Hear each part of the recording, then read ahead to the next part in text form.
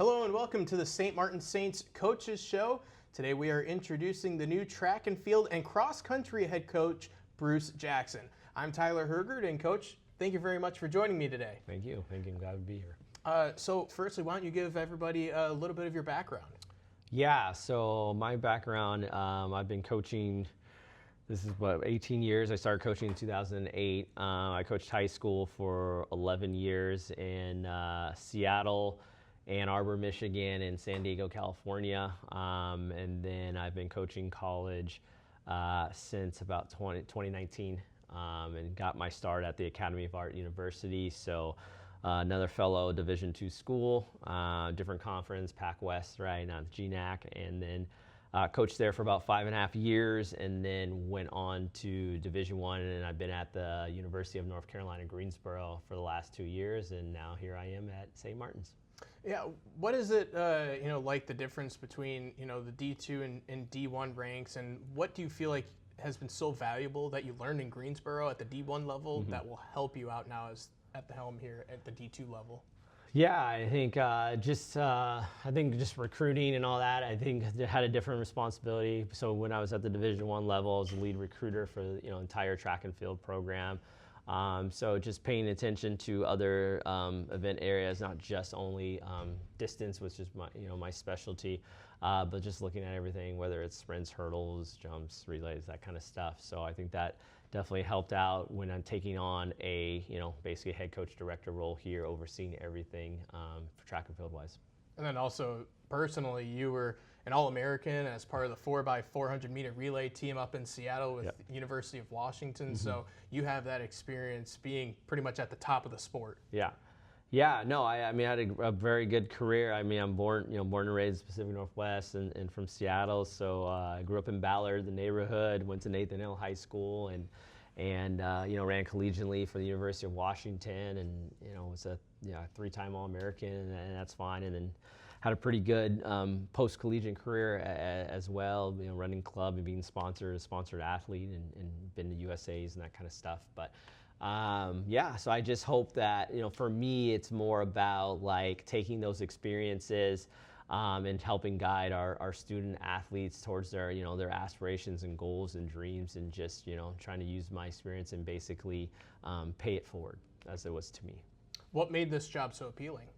Yeah, I think for me, a return back to the Pacific Northwest and specifically Western Washington, just with family and friends, right up the I-5 corridor there, and and then just St. Martin's. I a couple years ago, I was in Division II. I was in the same region. I've seen what this program has done and been through, basically since 2019, and it attracted me, and I just I think it's a sleeping giant. I think with the right coaching staff, along with the support for administration and support staff and all that, something can happen here and can blossom. And so I just kind of jumped to the opportunity, to be a head coach as well.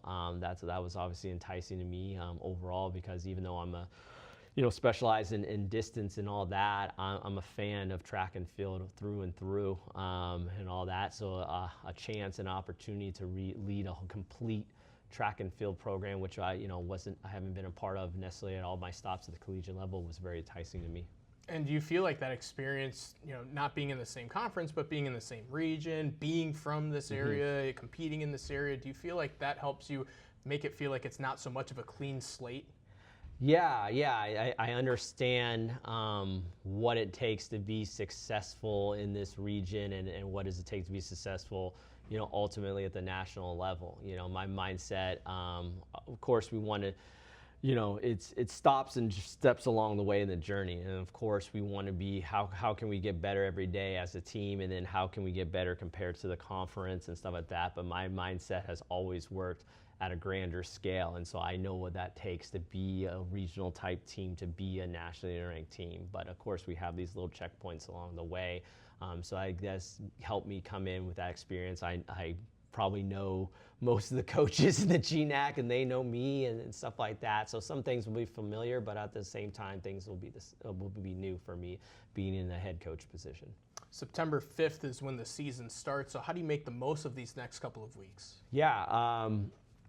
Just for the team, me to get familiar with our student athletes, and them to get familiar with me, particularly obviously my coaching style and training philosophy and those things. So that's going to be important.